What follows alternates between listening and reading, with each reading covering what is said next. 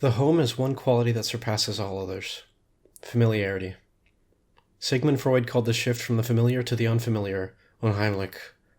This translates to English as uncanny or as unhomelike. The uncanny subverts our expectations of familiarity.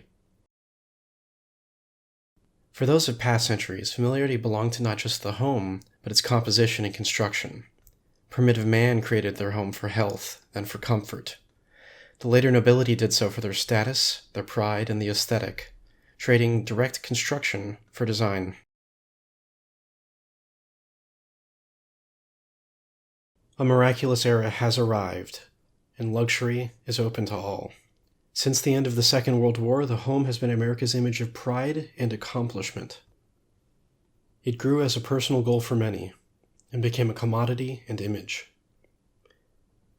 The utility behind the average American home is not as brazen as the Soviet communal apartment, and its ties to the moral values of the patriarchal home of nobility are slowly becoming imitations of the imagery of luxury.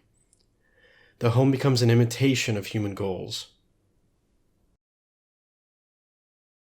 The postmodern condition that we live in has dissolved the dichotomies of the modernist tradition, the dichotomies of work and play, the office and home, distance and proximity, the luxurious and the utilitarian, and most importantly, good and bad, kind-hearted and evil. These dichotomies have not been replaced, they have been blended. The unnatural nature of commodified society has become nature to man in a simulation society.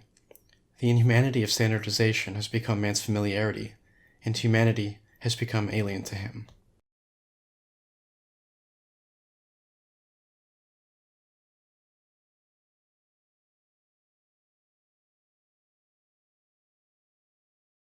The home of today's citizens is under siege, not from invaders, but from itself.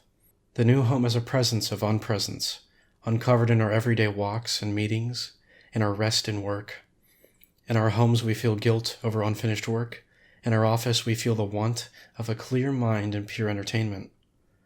The hallways of these apartments repeat themselves to ask their own meaning, but they haven't any. They are familiar imitations to the cheerful and inviting, familiar to home, but they showcase only culminations of economical design trends which appeal to us only in general.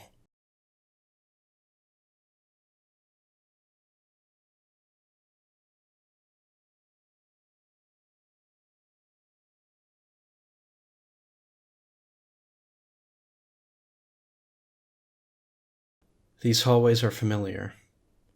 They are nothing new, nothing foreign, but are unhomelike.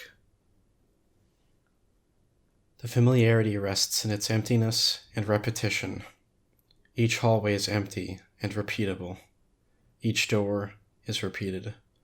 It refers back to no real human, no place of personal expression, not even to necessary utility or purposeful oppression. These hallways, this home, they all refer only to themselves, endlessly repeated, with enough transformed familiarity to prevent them from ever truly becoming homelike.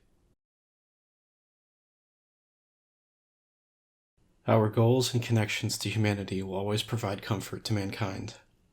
It is hard to know if one's goals are more closely tied to simulation than reality, because the difference is becoming less clear. Don't let your life be subsumed by nothingness. Don't lose your home.